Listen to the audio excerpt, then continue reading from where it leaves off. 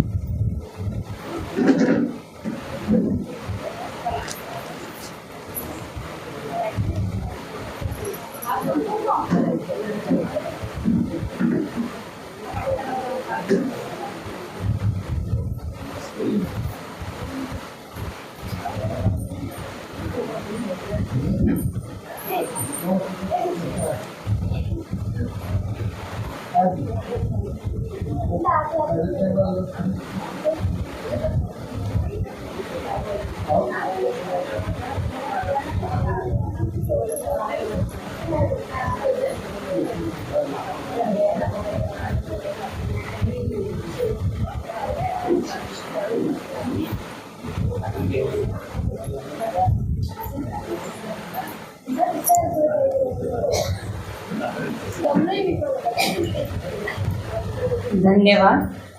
देवीचे पाचवे स्वरूप म्हणजे स्कंदमाता. स्कंदमाता ही कार्तिकेयाची माता, त्यामुळे ती त्याच्यासह सिंहावर आरूढ आहे आणि हे शौर्याचे आणि करुणेचे द्योतक मानलं जातं. स्कंद म्हणजे तज्ज्ञ.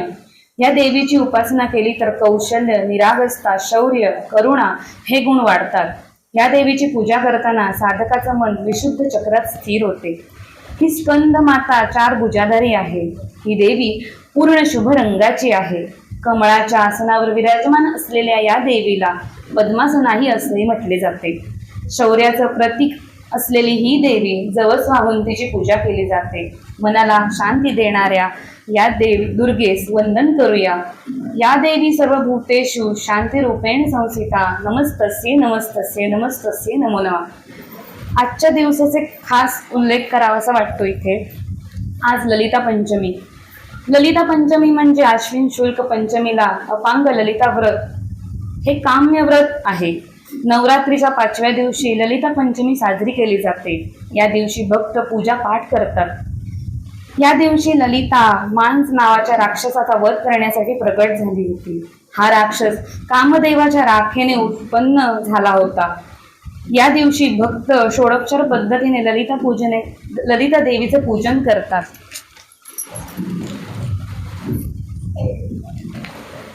या दिवशी पूजा केल्याने देवीचा आशीर्वाद प्राप्त होतो. देवी ललिताचे पुराणात वर्णन आढळतं, ज्यानुसार पिता दक्ष द्वारा अपमानित झाल्यावर जेव्हा दक्षपुत्री सती आपले प्राण उत्सर्गत करते तेव्हा शिवसतीचे पार्थिव देह आपल्या खांद्यावर घेऊन 4 दिशेत फिरतात. ही महाविपत्ती बघून भगवान विष्णू चक्राने सतीचा देह विभाजित करतात. नंतर भगवान शंकराच्या हृदयात धारण झाल्यामुळे हिला ललिता नावाने ओळखले जाते. या दिव्य रूपाला देवीला वंदन करूया. यानंतर मी व्याख्यात्यांची थोडक्यात ओळख करून देते. सौ सई समीर जोशी, पूर्वाश्रमीची दीपाली रमेश ओगले, शिक्षण BSc पूर्ण, सध्या यश फार्मा इंडस्ट्रीमध्ये कार्यरत आहेत. आजच्या व्याख्यानाविषयी मी 2 ओळीत मांडते. नको देवराया अंतरता पाहू, प्राण हा सर्वथा जाऊ पाहे. नको देवराया. तुमच्यात लक्षात आलंच असेल हा अभंग संत कानोपात्रा यांचा. या अभंगात त्या देवाकडे असे का बरं मागतात ते ऐकूया सई समीर जोशी यांच्या तोंडून.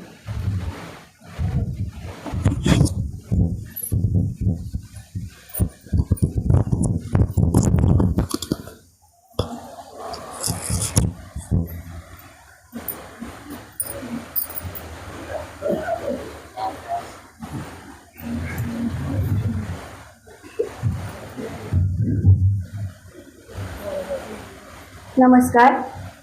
आजच्या व्याख्यानासाठी मला माझे गुरु श्री अरुण काका कुलकर्णी, मुक्काम पोस्ट यावली, तालुका मोहोळ, जिल्हा सोलापूर यांचे पुत्र श्री संतोष कुलकर्णी यांचे मार्गदर्शन लाभले आहे. त्यासाठी मी त्यांचे आभार मानते. तसेच कृष्णेश्वर देवस्थान कमिटीचे अध्यक्ष श्री सुमेशदादा करमरकर आणि कमिटीचे सदस्य यांचे मी आभार मानते, कारण त्यांच्यामुळे मला आज इथे माझी सेवा करण्याची संधी मिळाली. त्याबद्दल त्यांचे मी आभार मानते. वक्रतुंड महाकाय सूर्यकोटी समप्रभ निर्विघ्नं कुरु मे देव सर्वकार्येषु सर्वदा. सर्वमंगलमांगल्ये शिवे सर्वार्थसाधिके शरण्ये त्र्यंबके गौरी नारायणी नमोस्तुते. गुरुर्ब्रह्मा गुरुर्विष्णू गुरुर्देवो महेश्वरा गुरु साक्षात परब्रह्म तस्मै श्री गुरवे नमः. भक्ती तीच खरी हरीची, दंभाभार अद्वेष्टे मन सन्नितीला आचरी. हरीची भक्ती तीच खरी. भगवद्गीतेच्या भक्तियोग या अध्यायात भक्ताची जी लक्षणे सांगितलेली आहेत, तीच लक्षणे या कलियुगात सर्व संत मंडळी सांगत आलेली आहेत. बडा भाग नुसतनु पावे सुरदुर्लभ सब ग्रंथही गावे. म्हणजेच भगवंतालाही मनुष्याचा जन्म मिळत नाही, असा दुर्लभ जन्म आपल्याला प्राप्त झालेला आहे. तर भगवंताला जर आपल्याला प्राप्त करून घ्यायचं असेल तर आपल्याकडे भक्तीचे वेगवेगळे मार्ग सांगितलेले आहेत. त्यापैकी पहिला मार्ग सांगितलेला आहे तो म्हणजे ज्ञान मार्ग, दुसरा मार्ग भक्ती मार्ग, तिसरा मार्ग योग मार्ग आणि चौथा मार्ग कर्म मार्ग. तर या सगळ्या मार्गांमध्ये भगवंताला काय आवडते तर ती भक्ती. तर भक्ती म्हणजे नेमकं काय, भक्ती करायचं म्हणजे नेमकं करायचं तरी काय. तर यासाठी आपल्याकडे भक्तीचे 9 प्रकार सांगितलेले आहेत. त्यापैकी आज जी तुम्ही करत आहात ती प्रथम क्रमांकाची भक्ती, ज्याला आपण श्रवण भक्ती म्हणतो.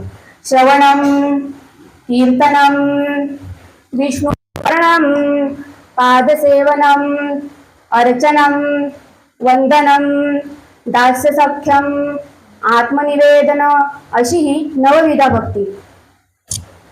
पण त्यापैकी आपल्या सर्वसामान्य लोकांना काय वाटतं, सकाळी उठून एकदा का देवाची पूजा केली की आपण सुटलो, तर मग दिवसभरात डुंकून पण त्याच्याकडे बघितलं नाही तरी चालतं. मनात जर भाव नसेल आणि केवळ षोडशोपचाराने आपण देवाची पूजा करत असू तर त्याचा काय उपयोग आहे. मनी नाही भाव आणि देवा मला पाव. देव काय बाजारचा भाजीपाला आहे. यावर दासगुणू महाराज उपहासाने म्हणतात, मनात जर भगवंताला प्राप्त करून घेण्याची इच्छाच नसेल, तळमळत नसेल, तर त्याला भक्ती म्हणताच येणार नाही. निरांजनी त्या 10 जळती नाश तुपाचा खरा. निरांजनी त्या 10 जळती नाश तुपाचा खरा. बदामी नैवेद्याला शिरा. अशी पूजेची करी कवायत बहुरूप्याचे परी. अशी पूजेची करी कवायत बहुरूप्याचे परी. भक्तीचे नाव नसे अंतरी. अंतःकरणामध्ये भगवंताला प्राप्त करून घेण्याची इच्छाच नसेल, तळमळत नसेल, तर त्याला भक्ती म्हणताच येणार नाही. यासाठी तुकाराम महाराज भगवंतापुढे बसतात आणि भगवंताला प्रश्न विचारतात की अरे भगवंता, या ब्रह्मांडात जे जे म्हणून तू निर्माण केलेस ते तू निर्माण केलेस, मग तुझं तुलाच अर्पण करणं यात माझा कुठे बरं मोठेपणा आहे. म्हणून तुकाराम महाराज भगवंतापुढे बसतात आणि म्हणतात, कासियाने पूजा करू केशी राजा. हाची संदेह माझा फेरी आता. उदके नाणो तरी स्वरूपत तुझे. साधी पाण्याने आंघोळ घालू म्हटलं तरी ते तुझेच रूप आहे. उदके नाणो तरी स्वरूपत तुझे. त्यात काय माझे वेगे देवा. नादी ते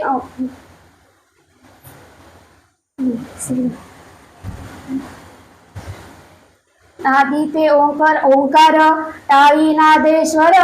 तेथे मी दुर्बळ काय वाहू. गंधाचा सुगंध पुष्पाचा परिमळ, तेथे मी दुर्बळ काय वाहू, तुका म्हणे मज अवघे तुझे नाम, धूप दीप रामकृष्ण हरी. तुला देण्यासारखं तुझ्या नामाशिवाय माझ्याकडे काहीच नाही. सांगायचं तात्पर्य एवढंच की आपल्याला जर भगवंताला प्राप्त करून घ्यायचं असेल तर नामस्मरणाशिवाय दुसरा पर्याय नाही. आणि म्हणूनच आज मी तुम्हाला अशाच एका महान संताचं चरित्र सांगणार आहे की जिने नामस्मरणाच्या बळावरती भगवंताच्या हृदयात स्वतःचं स्थान प्राप्त करून घेतलं. आणि त्या महान संताचं नाव आहे संत कान्होपात्रा. पुंडलिका वरदे हरी विठ्ठल, श्री ज्ञानदेव तुकाराम, पंढरीनाथ महाराज की, गोपाल कृष्ण भगवान की जय. जय रघुवीर समर्थ. आता आपण 1-2 मिनिटं भजन करूयात. रघुपती राघव राजा राम, पतित पावन सीताराम. रघुपती राघव राजा राम, पतित पावन सीताराम.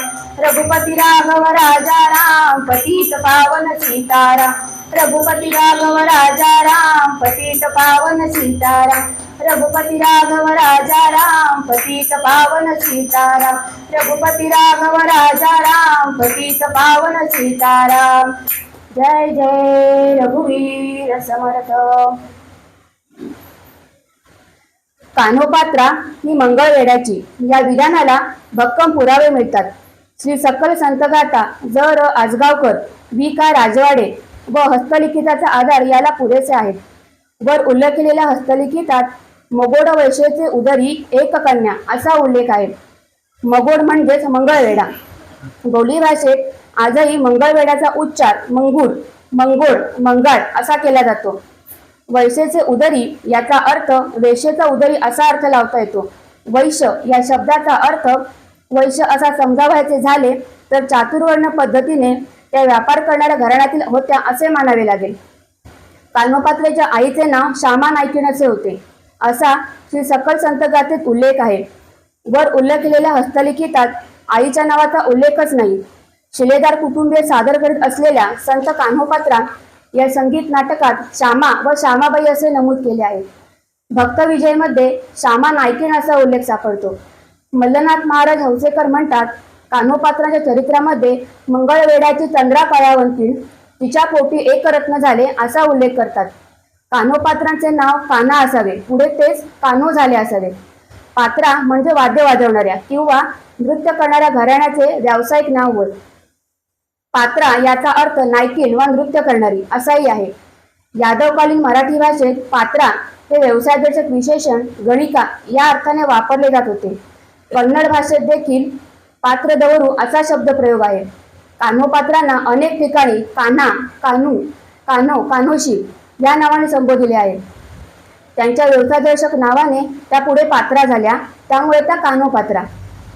इथे मी तुम्हाला देवदासी, वेश्या, गणिका, नायकीण यांच्याबद्दल थोडासा खुलासा करून सांगणार आहे. कान्होपात्रा या गणिका श्यामा नायकिणीच्या पोटी जन्मलेल्या होत्या.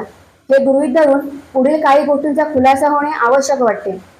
आज सामान्यपणे कान्होपात्रा या वेश्येची मुलगी होत्या असे बोलले जाते, परंतु असे सर्रास विधान करण्यापूर्वी त्यांची आई श्यामा नायकीण ही गणिका होती म्हणजे नेमकी काय होती हे त्या काळातील भारताच्या सामाजिक व धार्मिक क्षेत्रात असलेल्या रूढी, परंपरा, चालीरीतीच्या पार्श्वभूमीवर समजून घेणे आवश्यक वाटते.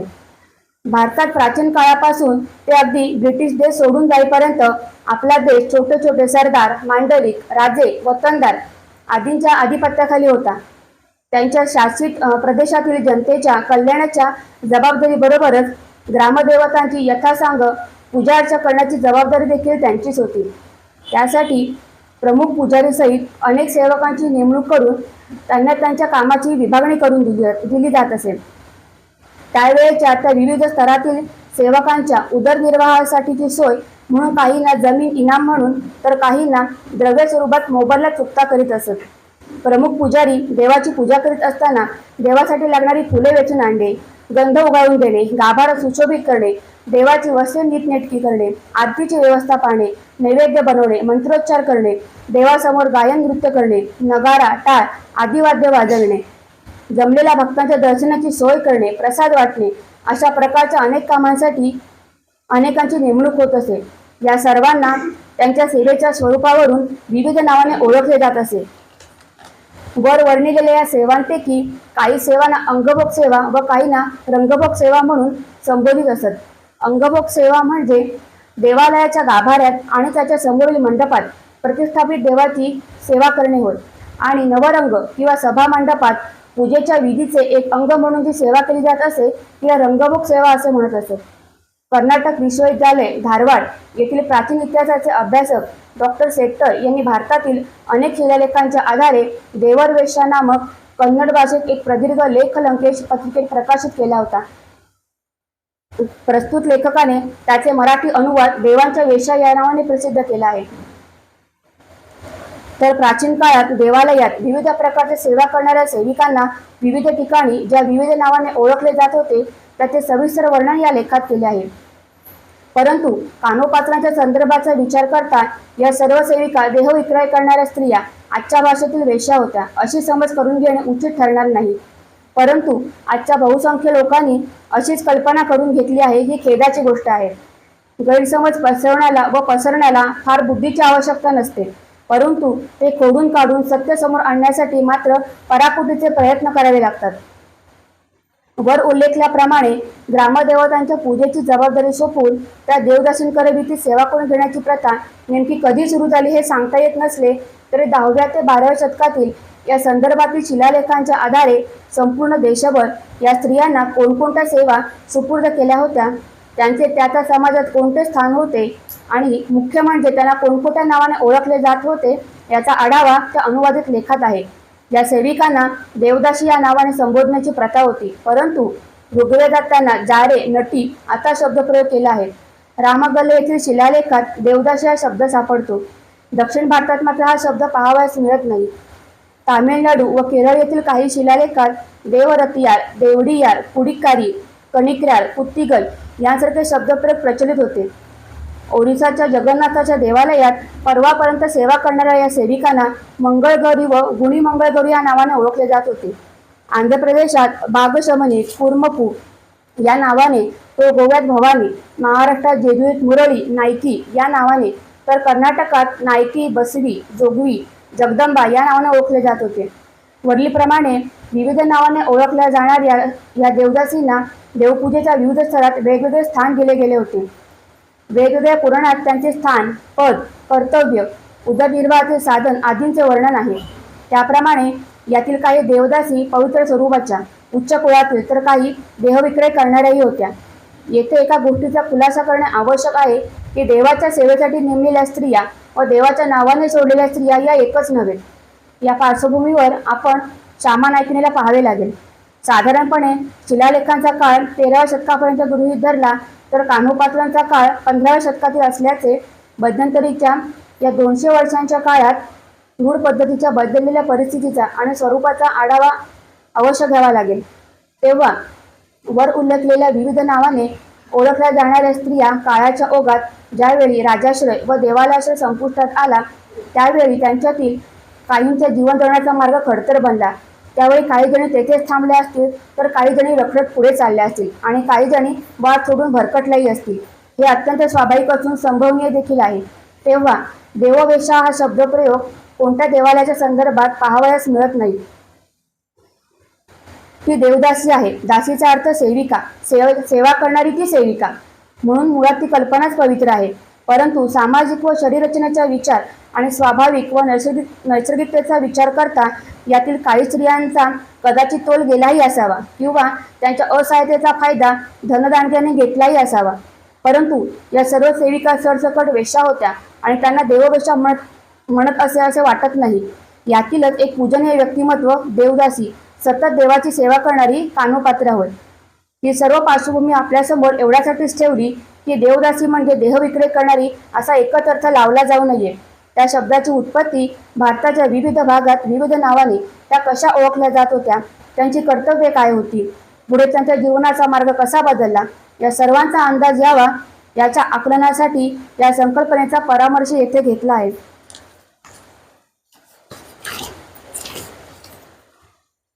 सामान्य कुटुंबामध्ये जन्माला आलेल्या आणि विठ्ठल भक्तीपर अभंग रचना करणाऱ्या कान्होपात्रा त्या इसवी सन 15व्या शतकातील वारकरी संप्रदायातील एक महत्त्वाच्या संत कवयित्री होत्या. त्यांनी सेवन केलेल्या विड्याचा रस गळ्यातून जाताना दिसे. नृत्यकला आणि गांधर्व गायनामध्ये पारंगत कान्होपात्रा मातेसह पंढरपूर येथे विठ्ठलाच्या दर्शनासाठी आल्या.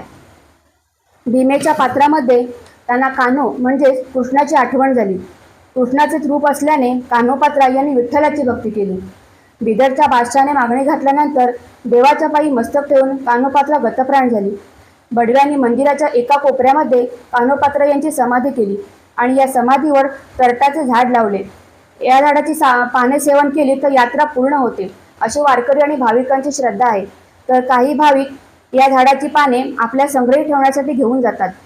मंगळवेढा येथे एका कुटुंबाच्या पडवीमध्ये कान्होपात्रा यांची 1.5 फूट उंचीची मूर्ती होती.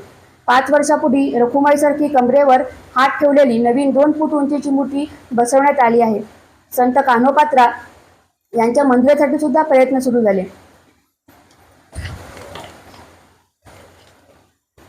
महान भगवत भक्त महावैष्णव श्री ज्ञानेश्वर महाराज कालीन 12व्या शतकात मंगळवेढे नगरीत त्यावेळी बिदरचे बहामनी राज्याचा जुलमी सत्तेचा अंमल होता.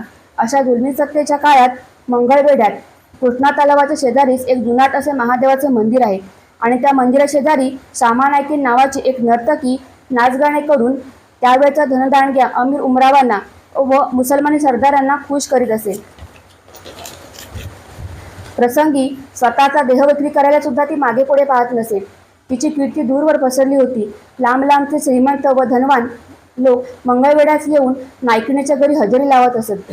अशा या श्यामा नायकिणीच्या पोटी सुंदर असे कन्यारत्न जन्मास आले. चिखलातून जसे कमळ उगवावे त्याप्रमाणे ती कन्या चंद्रकलेसारखी दिवसेंदिवस वाढू लागली.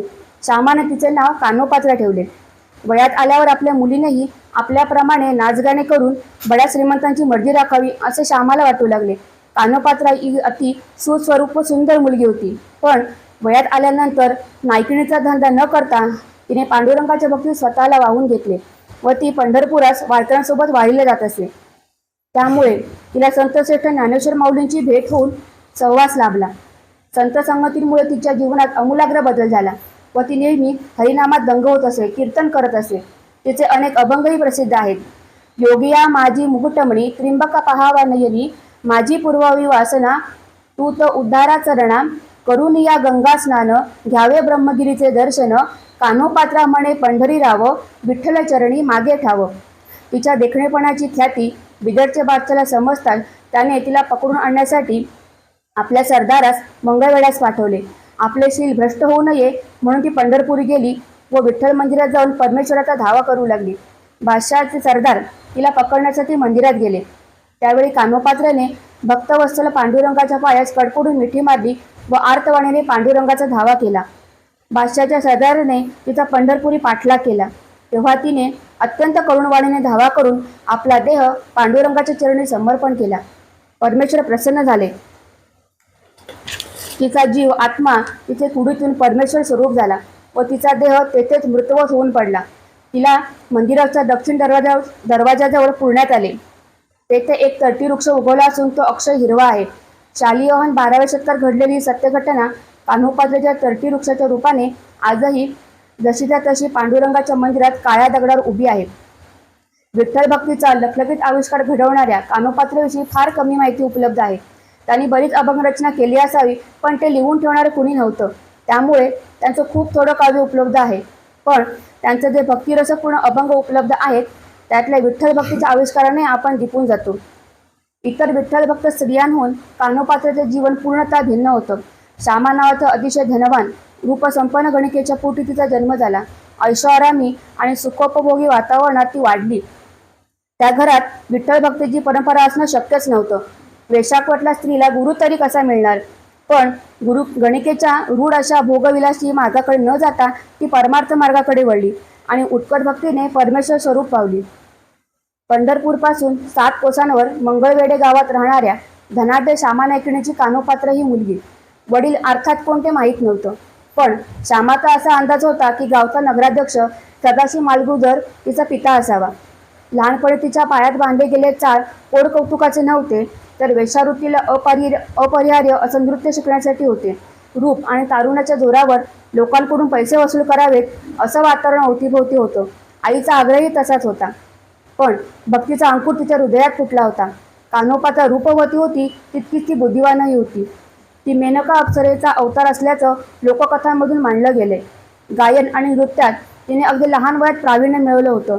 हळूहळू तिचं कला नैपुण्य आणि सौंदर्याची कीर्ती दूरवर पसरली. तिची आई अत्यंत धनवान गणिका होती. महालासारखा त्यांचा भव्य प्रासाद होता. अनेक दासी तिच्या सेवेला तत्पर होत्या. श्यामाने कान्होपात्रेच्या शिक्षणाची चोख सोय व्यवस्था केली होती. कान्होपात्रेने आपला गणिका व्यवसाय पुढे चालू ठेवावा, राजदरबारी रुजू व्हावं असं श्यामाला वाटत होतं. तर कान्होपात्रेला त्याची किळस वाटत होती. मुलीच्या रूपगुणांना योग्य असा पुरुष कान्होपात्रेला मिळावं असं श्यामाला वाटत होतं. पण कान्होपात्रेने आईला स्पष्ट सांगितलं की माझ्यापेक्षा रूपवान पुरुष असेल तरच मी विवाह करेन, त्याच्याजवळ राहील. ही अट अर्थात कठीण होती. मंगळवेढ्याचा नगराध्यक्ष सदाशिव मालगुजर यांची नजर कान्होपात्रेवर पडली. त्याने कान्होपात्रेचं नाचगाणं बघण्याची इच्छा व्यक्त केली. श्यामाने काहीतरी सांगून कान्होपात्रेला कसंबसं सदाशिव समोर आणलं. त्याची विषारी नजर तिच्यावर पडली. याच्यासारख्या नीच माणसाच्या इच्छेखातर आपण गायन नृत्य करणार नाही असं तिने तोंडावर सांगितलं. भडकलेल्या नगराध्यक्षाने सूरसत्र सुरू केलं. ती त्याची मुलगी असल्याचे श्यामाने सांगून पाहिलं, पण तो इतका वासनंद झाला होता की ते खोटे असल्याचं त्याने म्हटलं. श्यामा आणि कान्होपात्रेचा छळ सुरू झाला. वैभव ओसरलं. त्याच्या विरुद्ध न्याय कोण देणार? अखेर श्यामाने त्याची माफी मागितली. त्याने 3 दिवसात कान्होपात्रेला आपल्यासमोर आणून उभं करण्याचा हुकूम दिला. या संकटाने कान्होपात्रा डगमगली नाही. ते देवासमोर हात जोडून जप करू लागली. रात्रभर ती जप करतच होती. पहाटे डोळा लागला आणि भजनटाळांचा गजर ऐकून कान्होपात्रेला जाग आली. वारकऱ्यांचा एक जथ्था आषाढी निमित्त भजनघाट पंढरपुरात चालला होता. त्या क्षणी मनातला अस्पष्ट विचार तिने पक्का केला. तिची म्हातारी दासी हौसा वारकरी होती. बळजबरी अत्याचारातून सुटण्याची संधी जणू देवाने तिला दिली होती. हौसाच्या संगनमताने तिने फाटके विटके कपडे घातले आणि ती पंढरपूरला निघाली. तिच्या मनाला विठ्ठलाची ओढ लागली होती. मध्यरात्रीच्या अंधारात एका दासीच्या वेशात तिने मंगळवेढे सोडलं. यापुढे रूपवती तरुण कान्होपात्रेने निर्भयतेने पूर्णपणे विठ्ठलावर विसंबून आपला जीवनक्रम ठरवला. पंढरपूरला आल्यावर तिने पांडुरंगाचं दर्शन घेतलं आणि त्यावेळी ती संपूर्णपणे त्याच्या चरणाशी एकाग्र झाली. व्याकुळ भावाने ती विठ्ठलाची विनवणी करू लागली. मज अधिकार नाही भेटी देई विठाबाई, ठाव देई चरणापाशी तुझी कान्होपात्रा दासी. आपलं सगळं अस्तित्व विठोबाच्या पायी समर्पित करून तिने त्याचं दास्यत्व पत्करलं. कान्होपात्रा स्वरचित अभंग गाऊ लागली आणि तिचा स्वगिरी आवाज ऐकून हजारो वारकरी तल्लीन झाले. तिथे येणारे सारे विठ्ठलवारच्या प्रेमामुळेच येत होते. त्या अभंगातला भाव त्यांच्या हृदयाला भिडला. वृद्ध हौसाबाईने कान्होपात्रेसाठी आणि स्वतःसाठी एक झोपडी बांधली. कान्होपात्रा दिवसातून 2दा विठ्ठलाचे देव झाडून पुसून लख्ख करत असे. पहाटे आणि रात्री ती देवासमोर नृत्य आणि भजन करी. लोकांना वाटे ती देवाचा वेळ घेतलेली गरीब शेतकऱ्याची पोर आहे. कान्होपात्रा दिवसेंदिवस विठ्ठल भक्तीत खोल बुडत गेली. लोक तिचा आदर करू लागले. भोगविलासाची इच्छा तिला कधी नव्हतीच. मूळचा ओढाच परमार्थाकडे असल्याने तिच्या ध्यानीमनी विठ्ठल राहू लागला. मन त्याच्या चरणी एकाग्र होऊ लागले. त्याची भेट व्हावी म्हणून तळमळ होऊ लागली. जीवाचे जीव लगे माझे कृष्णाई कानाई, सावळे डोळसे करुणा येतू देई काही, अशी आर्तविनवणी उमटू लागली. कालांतराने सर्व सुखाचे जे निज सुखाचे सारगे माय, तो हा पंढरी राय विटेवरी, असा समाधानाचा शांतीचा भाव मनी उपजला. विठ्ठलाचे चरण हे आत्मसुखासमान असल्याने सर्व इच्छा वासना निमाल्या. इकडे नगरप्रमुखावर खवळलेल्या लोकांनी त्यांच्या घराला आग लावली. मग तो निसटून बादशाकडे गेला. बादशाच्या साह्याने त्याने लोकांवर सूड उगवला.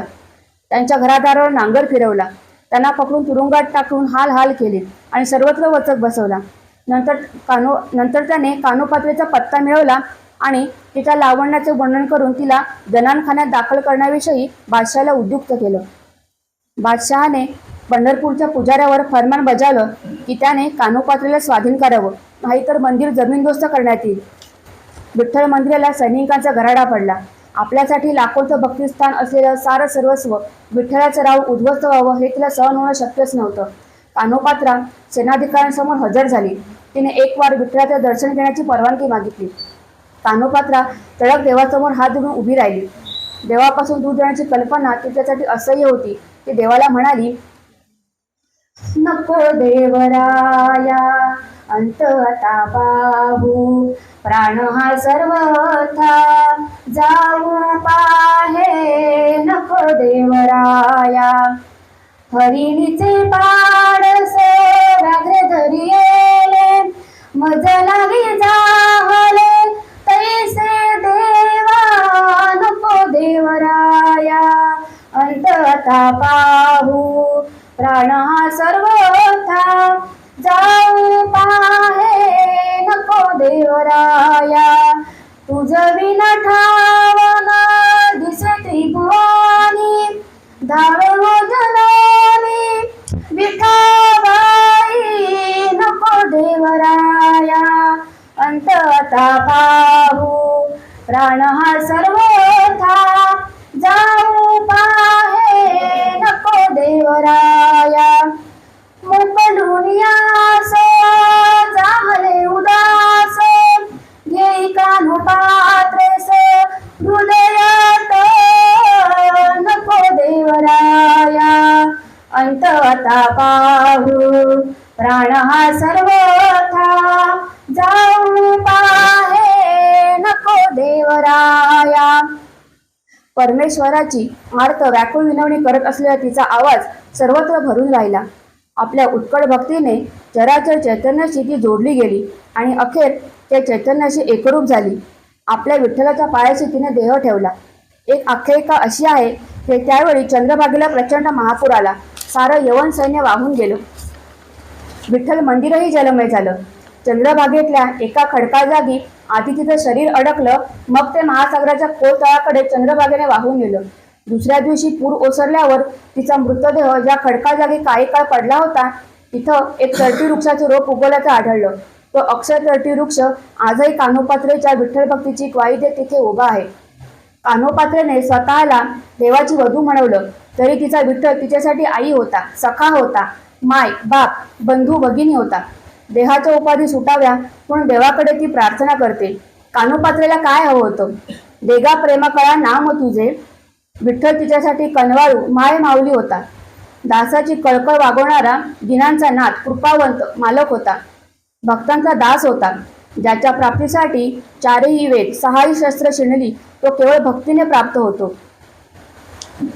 अगा वैकुंठीच्या राया, अगा वैकुंठीच्या राया, अगा विठ्ठल सखया, अगा वैकुंठीच्या राया.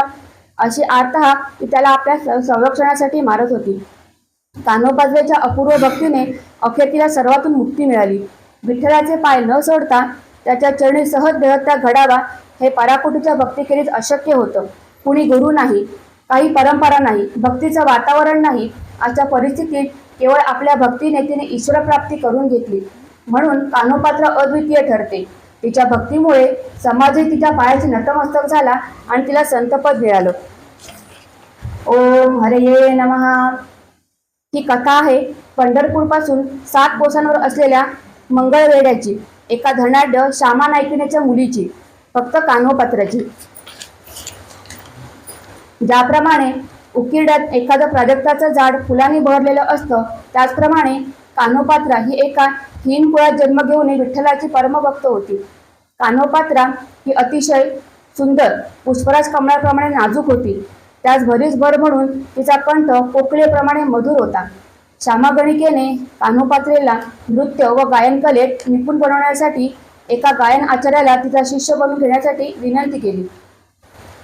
विठ्ठलाच्या परमकृपेमुळे तिला साधना शिकवणारे गुरुजी हे वारकरी संप्रदायाचे विठ्ठलाचे परमभक्त होते. त्यामुळे त्यांनी कान्होपात्रेला लहानपणापासूनच नृत्य व गायन शिकवता शिकवता संतांचे अभंगही शिकवले.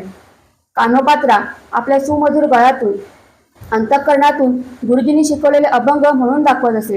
गुरुजी तिला नेहमी म्हणायचे, विठ्ठलाची असीम कृपा म्हणून तुझ्या गळ्यातून हे अभंग ऐकायला अतिशय गोड वाटतात. पण बाळा, तुझा जन्म तर या गणिकेच्या कुळात झाला आहे, पण आपला देह हा नाशिवंत आहे. आपला जन्म हा पुन्हा होणे नाही. तेव्हा तू याच जन्मी याच देही तुझा उद्धार करून घे. विठ्ठलाला आपले दैवत मानून तू तुझे सर्वस्व त्याला अर्पण कर. भावभक्तीने त्याचे नामस्मरण कर. तेव्हा कान्होपात्रा हात जोडून म्हणाली, गुरुजी, यानंतर जर मी काही गायन केले तर ते फक्त माझ्या विठ्ठलासाठीच. माझा पांडुरंगाशिवाय मी ही माझी कला कोणासमोरही म्हणून दाखवणार नाही. शेंडी तुटो वा पारंबी तुटो या म्हणीप्रमाणे मी माझे दिलेले वचन कधीच मोडणार नाही. मी माझ्या विठ्ठलाशी एकनिष्ठ राहील. तिला मेनका, उर्वशी, अप्सरा समान रूप व सौंदर्य होते. ती मेनका जणू पृथ्वीवरच अवतरली आहे असा उल्लेख तिच्या लोककथेत आढळतो. तिच्या सौंदर्य, शालीनता अवघ्या पृथ्वीतलावर दुसरी नव्हती. हळूहळू कान्होपात्रा ही चंद्रकलेप्रमाणे वाढू लागली. त्याचप्रमाणे तिचे सौंदर्य संपूर्ण गावात चर्चेचे विषय बनले होते. कान्होपात्रेला अनेक गावातील सावकारांच्या मागण्या येऊ लागल्या. तिने प्रत्येक वेळेस नकारच दिला. तिच्या नकारामुळे तिचा गावातील सावकारांनी छळ चालू केला. कान्होपात्रा मात्र या सगळ्यांपासून दूर विठ्ठल भक्तीत रममाण झाली होती. आता चामागणिकेला वाटायचं की आपला हा व्यवसाय आपल्या मुलीने पुढे चालवावा. यासाठी ती तिची मंडळी करत म्हणायची, विठ्ठलाच्या भक्तीचा वेळ तू तुझ्या डोक्यातून काढून टाक. आपल्यासारख्या हिन कुळातील जन्मलेल्या स्त्रियांना कुठेही जागा नाही, म्हणून तो आपल्या व्यवसायावर लक्ष केंद्रित कर. त्यावर कान्होपात्रा म्हणायची, मी बाळपणापासून पाहते आई, तू इतरांसारखी मंदिरात जात नाहीस, भजन कीर्तन करत नाहीस, पण माझे मन आता पूर्णपणे विठ्ठलात गुंतले आहे. पांडुरंगाच्या भक्तिरसात मी आता पूर्णपणे सामावली आहे. आईची ती वृत्ती पाहून कान्होपात्रा म्हणाली, माझा जन्म हा विठ्ठलाचे नामस्मरण करण्यातच आहे. तू मला माझ्या भक्तिमार्गातून बाजूला करू नकोस. आता मात्र श्यामागणिकेला कान्होपात्रेचा अधिकच राग येऊ लागला. कान्होपात्रेला तिने खूप मारलं. त्यावेळी कान्होपात्रेला खूप वाईट वाटलं की आपल्या जन्मजाता आईनेच आपल्याला अशी शिकवण का द्यावी. ती पांडुरंगा म्हणाली की देवा, तुझ्या भक्तीचा अखंड जरा माझ्या मनात राहू दे. इतर कुठलाही विचार माझ्या मनात येऊ देऊ नकोस. मला भक्तिभावाने तुला प्राप्त करायचे आहे. 400 वर्षांपूर्वीची गोष्ट आहे. त्या काळात आपल्या राज्यावर, महाराष्ट्रावर आदिलशाहीचे राज्य होते. बिदरचा बादशाह आदिलशाही तख्त गादी विजापूरची, रियासत मुसलमानांची. ज्यांच्या मनगटात जोर तो शिरजोर. आदिलशाहबद्दल असं सांगतात की तो अत्यंत क्रूर असा राजा होता. विषयात व मग्रूर होता. यथा राजा तथा प्रजा, तसेच त्याचे सैन्य होते. गावात देखील राजाचे ठाणेदार होते. गावातील लोकांनी कान्होपात्रेला अद्दल करण्यासाठी त्या ठाणेदाराच्या मनात कान्होपात्राविषयी विष भरले. ठाणेदाराला कान्होपात्रेने बोलावणे धाडले, किंबहुना तिला खेचतच आणले गेले. पण बराच वेळ जाऊनही कान्होपात्रेने ना आपले नृत्य सादर केले ना गायन. ती एक शब्दही बोलली नाही. तेव्हा ठाणेदाराला खूप राग आला. कान्होपात्रा तेव्हाच उठून गेली. 1 वर्षाची एवढीशी पोर पण माझ्यासारख्या एवढ्या मोठ्या ठाणेदाराचा अपमान करते म्हणून तो अतिशय संतप्त झाला. कान्होपात्रा जर माझी झाली नाही तर मी तिला इथून देखील हाकलून लावणार, असे म्हणून कान्होपात्राविषयी सूढ भावना ठेवूनच ठाणेदाराने बिदरच्या बादशाला 10 पानी पत्र लिहिले. पत्राच्या प्रत्येक पानावर कान्होपात्रेचे अतिशय सुंदर सौंदर्य वर्णन केले होते. त्याने कान्होपात्रेवर फक्त एका राजाचा अधिकार आहे असे सांगितले. ती आपल्याला नाही म्हणू शकेल, पण बिदरच्या बादशाला नाही म्हणू शकणार नाही. राजाला नाही म्हणणे म्हणजेच मृत्यूला कवटाळणं. भूतळी जाईची कळी, गोड मंजुळी, सुंदर अशी कळी, लाजवी रतिला, अशी सकल गुणसंपन्न ती फक्त राजाच्या हातात शोभून दिसेल, असे अनेक सुंदर वर्णन त्यांनी केले. इकडे कान्होपात्रेला श्यामागणिकेने घरी आल्यावर खूप मारलं. तिला एका अंधाऱ्या खोलीत डांबून ठेवलं आणि म्हणाली की आजपासून तू याच खोलीत राहायचं. तुझा बाहेरच्या जगात मला काहीच उपयोग नाही, असे म्हणून तिने घराला मोठं कुलूप लावलं. कान्होपात्रा तरीही शांतचित्ताने देवाचे नामस्मरण करत होती. त्याही अवस्थेत ती देवाचा आभार मानून मनात म्हणत होती की पांडुरंगा, इतर वेळी मला कोणी तुझे ध्यान करत असताना तुझे जप करत असताना व्यत्यय आणतात, पण आज मात्र या अंधाऱ्या खोलीत मी तुझे शांत चित्ताने ध्यान करू शकणार आहे. देवा विठ्ठला, ही तुझीच कृपा की तुम्हाला एकांत देऊन ही संधी प्राप्त करून दिली आहेस. जय जय रामकृष्ण हरी, जय जय रामकृष्ण हरी असा अखंड जप तिने चालू केला. देवाच्या नामस्मरणात ती एवढी गुंतून गेली की तिला वेळेचे भानही नव्हते. त्याच वेळेला झालं काय, आषाढी एकादशी जवळ येऊन ठेपली होती. मंगळवेढ्यात सगळी साधू संत मंडळी, वारकरी विठ्ठलाच्या भक्तीच्या ओढीने पंढरपूरकडे पायी जाण्यास निघाली होती. वारकरी टाळ, मृदुंग, चिपळ्या तर काही सांगता यांच्या पालख्या घेऊन पंढरपुराकडे निघाली होती. पताका घेऊन निघालेली मंडळी जय जय रामकृष्ण हरी असा अखंड जप करत चाललेली. कान्होपात्रेला कीर्तनाचा आवाज ऐकू येऊ लागला, म्हणून तिने खिडकीतून डबकावून पाहिले तर तिला अनेक संतांची मांदियाळी जाताना दिसली. ती म्हणाली, इतक्या वर्षांनी हे संत पंढरपुरात जातात, पण त्याच्या दर्शनाचा योग कधीच आला नाही. आज मात्र पांडुरंगानेच मला बोलावण्यात धाडले आहे, म्हणून ही सगळी वारकरी मंडळी या रस्त्याने जात आहेत. कधी त्या रस्त्याने न जाणारी मंडळी ही आज या रस्त्याने जात आहेत. कदाचित माझ्यासाठी माझ्या पांडुरंगाने बोलावण्यात धाडले असेल. पांडुरंगाचा विचार मनात येताच पांडुरंगाच्या भेटीच्या ओढीने तिने खिडकीतून धाडकन बाहेर उडी मारली. भगवंताच्या कृपेने तिला साधे कटचटले देखील नाही आणि ती धावत पळतच वारकऱ्यांच्या समूहाकडे निघाली.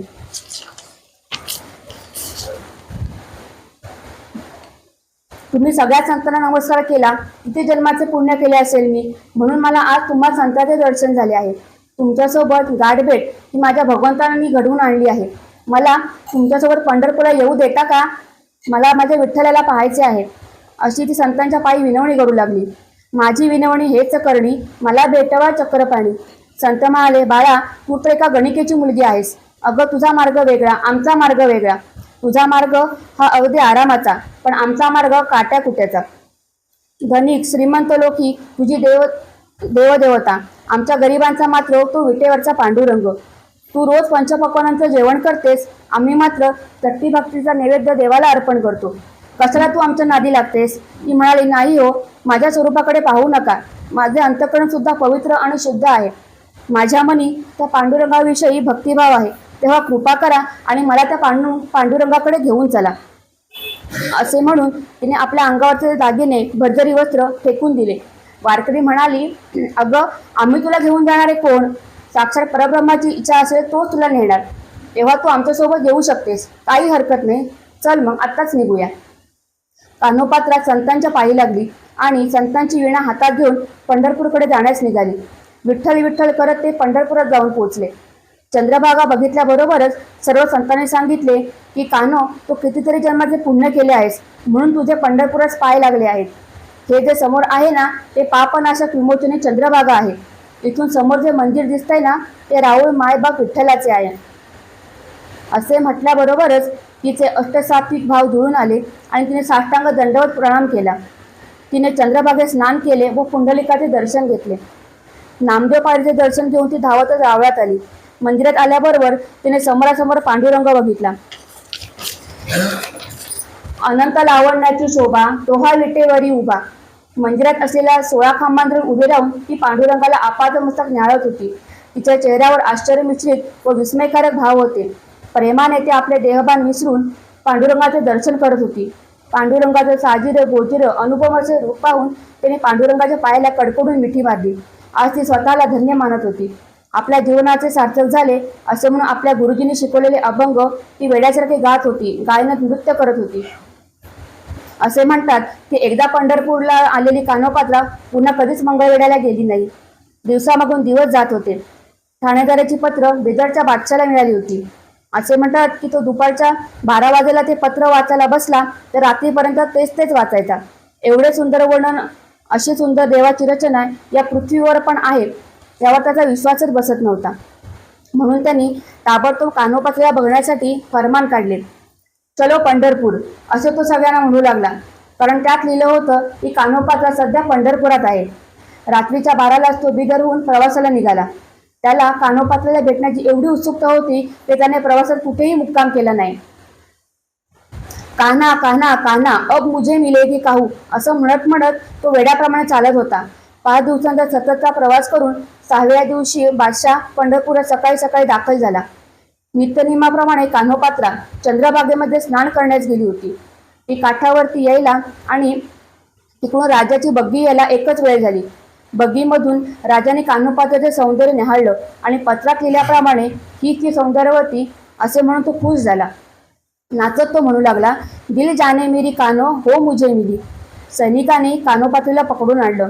कान्होपात्रा खूप घाबरली आणि त्यांचे पाय पकडून म्हणू लागली, हे राजन, तुम्ही काय करता? मी तुमच्या लेकरासारखी आहे. राजाची प्रजा ही त्याचे लेकरेच असतात. जर एक राजा असं करायला लागला तर सामान्यांनी न्यायासाठी कुणाकडे जावं? पंढरपूर सारख्या पवित्र ठिकाणी तू अशी विषयांत वृत्ती ठेवू नकोस. राजा म्हणाला, मला ते काही माहीत नाही, मला फक्त तू हवी आहेस आणि मी तुला नेणारच. कान्होपात्रे आता समजून चुकले की बिदरचा बादशाह काही झाले तरी मला इथून जाऊन देणार नाही. त्याच्या तावडीतून आता काही सुटका नाही. जशी पांडुरंगाची इच्छा त्याच्या इच्छेशिवाय झाडाचे पानही हलत नाही. हे राजा, माझी एक शेवटची इच्छा पूर्ण कराल का? मला फक्त एकदा विठ्ठलाचे दर्शन घेऊ द्या. त्यानंतर तुम्ही मला जिथे न्यायचे तिथे घेऊन जा. फक्त शेवटचे एकदा मला पांडुरंगाचे दर्शन घेऊ द्या, एवढीच विनंती. बादशाह म्हणाला, बस इतनी सी बात है, ठीक है, जाओ फिर लेकिन जल्दी वापस आना. असे म्हणताच कान्होपात्रा जसे एखाद्या सिंहाच्या तावडीतून सुटका होते तशी धावत तिथून निघाली. कान्होपात्रा जीव मुठीत घेऊन सैरावऱ्या मंदिराकडे धावत सुटली. विठ्ठल विठ्ठल, पांडुरंगा पांडुरंगा असे म्हणत धावत धावत मंदिराच्या गाभाऱ्यात आली आणि पांडुरंगाचे घट्ट पाय धरले आणि म्हणू लागली, पांडुरंगा, तू माझी अजून किती परीक्षा घेणार आहेस? अरे, हीनकुळात जन्म घेणार हे काय माझ्या हातात होतं? सांग ना. वनी हीनकुळात जरी जन्मले तरी माझं अंतःकरण शुद्ध आहे, माझे मन पवित्र आहे, माझा भाव शुद्ध आहे, माझी भक्ती तुझ्या निस्सीम आहे. अभिचेसु दुराचारो भजते मामनन्य भाक साधुरेव स मनतव्य समग्र व्यवसितो हिस. या तुझ्या विविध वाक्याला तू आता जा. जो भक्त अनन्य भावाने तुला शरण येतो तो किती दुराचारी व पापी असला तरी तू त्याला पत्करतोस. कान्होपात्रा अंतःकरणातून भगवंताला आळवू लागली. पतित तू पावना पावना, पतित तू पावना पावना, पतित तू पावना पावना, पतित तू पावना पावना. म्हणविसी नारायणा रे, म्हणविसी नारायणा. तरी सांभाळी वचन, तरी सांभाळी वचन, तरी सांभाळी, तरी सांभाळी, तरी सांभाळी वचन. ब्रीद जाणविसी जाण, ब्रीद जाणविसी जाण. पतित तू पावना पावना, पतित तू पावना पावना. म्हणविसी नारायणा रे, म्हणविसी नारायणा. अंतःकरणातून भगवंताला ती म्हणू लागली, ज्या मंगळवेढ्यातून चोखोबासारख्या भक्ताला तू तुझा भक्त बनवलेस त्याच मंगळवेढ्याची मी आहे. मला दुसरं तिसरं काही नकोय. मला फक्त सगुण रूपात तुझं दर्शन दे. ज्याप्रमाणे तू संत व भक्त द्रौपदीची लाज राखलीस त्याप्रमाणे आज मी तुला बोलावते आहे. काही झालं तरी तुला आज मला दर्शन द्यावेच लागणार, अन्यथा मी तुझ्या पायी माझे मस्तक आपटीन आणि इथे जीव देईन. असे म्हणून ती आपले डोके भगवंताच्या चरणी आपटू लागली. रक्त बंबाळ झाली. मोठमोठ्याने भगवंताचे नाव घेऊन ती रडू लागली. तिला अंधारी आली आणि तिची प्राण जाण्याची वेळ झाली. तिने भगवंताला आपले सर्वस्व अर्पण केले. इथून बाहेर गेलो तर बिदरचा बादशाह आपले सर्वस्व घेऊन जाईल. अनायासे पांडुरंगाच्या कृपेने मला पांडुरंगामध्ये समाविष्ट व्हायचे आहे. आणि ती देवाला आळवू लागली. तिचे करुणामय वेदनेने व्याकुळ बोल ऐकून भगवंतालाही राहवले नाही. तिच्या अंतःकरणातून आलेल्या आवाजाने भगवंत त्या क्षणी सगुण रूपात प्रकट होऊन तिला दर्शन दिले. तिच्या पाठीवरून हात फिरवून देव म्हणू लागला, अगं हो बाळा कानू, तू का घाबरत आहेस? आता मी आलोय ना, तुला आता कोणाशी घाबरायचं काहीच कारण नाही. सगुण रूपात भगवान प्रकट झाल्याबरोबर तिला इतका आनंद झाला की ती म्हणू लागली, पांडुरंगा, तू खरंच मला प्राप्त झालास. माझे आता तुझ्या चरणी अजून एक मागणी आहे. माझी भक्ती खरंच तुला मान्य असेल तर मला दुसरं काही नकोय. तुझ्या हृदयात मला जागा दे.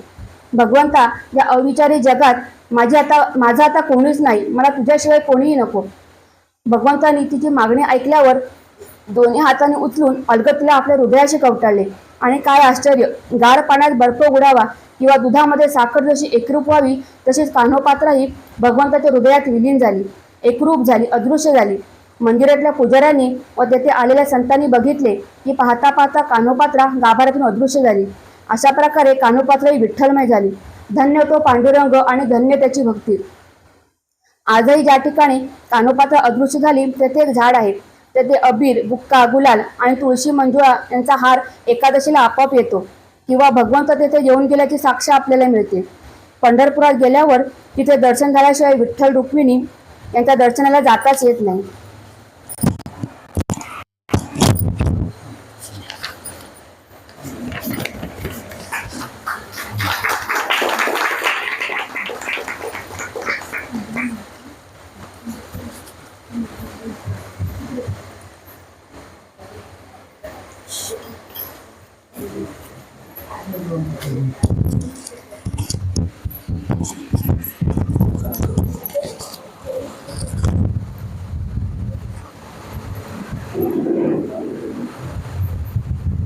धन्यवाद सौ सई जोशी. यानंतर आपल्या अध्यक्ष यांना विनंती करते की याने आपले मनोगत व्यक्त करावे.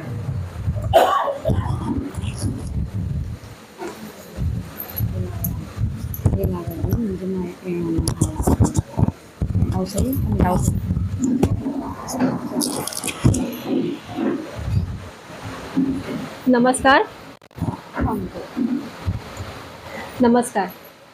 नवरात्रीची 5वी माळ आहे. ललिता पंचमीचा शुद्ध मंगल पवित्र दिवस आहे. देवस्थान समितीने आयोजित केलेल्या अभिनव अशा व्याख्यानमालेचे हे आजचे 5वे पुष्प.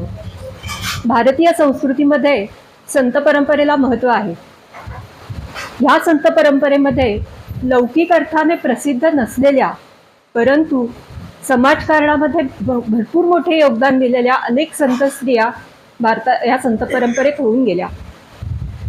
नवरात्रीच्या निमित्ताने प्रवाहाच्या विरुद्ध पोहून समाज ऊर्जितावस्थेत आणण्यासाठी प्रयत्न केलेल्या ह्या सर्व संत स्त्रियांचा आपण जागर करणं हे उचितच आहे. आत्तापर्यंतच्या 4 दिवसात अशा विविध संत स्त्रियांची माहिती आपण ऐकली. मोकलोनियार्थ जाहले उदास धरी कानुपात्रेस हृदयास. आपल्या चारित्र्यावर कलंक लागतोय हे पाहून विठुरायाला आर्तसाद घालणाऱ्या आणि शेवटी त्याच्या पायाशी विलीन होणाऱ्या श्री संत कान्होपत्रा यांचे सुरेख चरित्र आज सई समीर जोशी यांनी आपल्यासमोर सादर केले.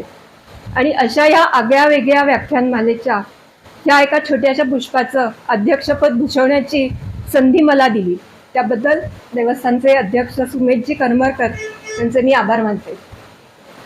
व्याख्यानाला मिळणारा प्रतिसाद बघता पुढच्या वर्षी सुद्धा अशा प्रकारचे व्याख्यान आयोजित करून आपल्या महिला वर्गाला असं व्याख्यान देण्याची संधी द्यावी अशी विनंती मी संयोजन समितीला करते आणि माझे 2 शब्द संपवते.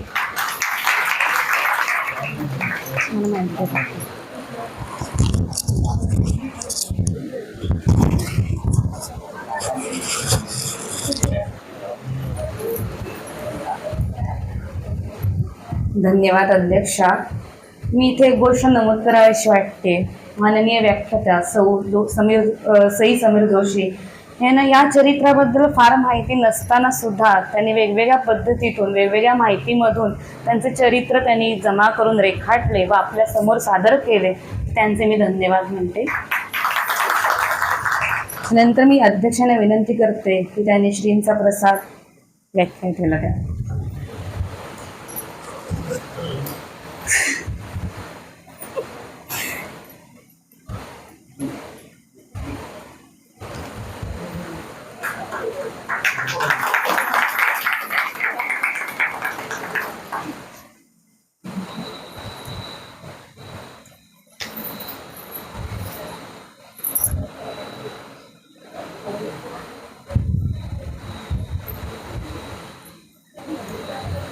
अजून एक गोष्ट नमूद करावीशी वाटते की व्याख्यानमालेच्या सर्व व्याख्यात्यांना श्रीमती शकुंतला आजी भागवत यांनी शुभेच्छा दिल्या आहेत. ते व्याख्यानाला येऊ शकत नसल्याने त्यांनी नंतर सर्वांचे लेखन वाचण्यासाठी मागितले आहेत. ही नोंद सर्वांनी घ्यावी. उद्याचा विषय व्याख्यायिका आहेत सौ शीतल स्वानंद रानडे आणि विषय आहे मुक्ताई. इथे कार्यक्रम समाप्त झाला असे मी घोषित करते. प्रसाद दिल्याशिवाय सगळ्यांनी जागेवरनं उठू नये. धन्यवाद. काय झालं? आधीच उठलात तुम्ही.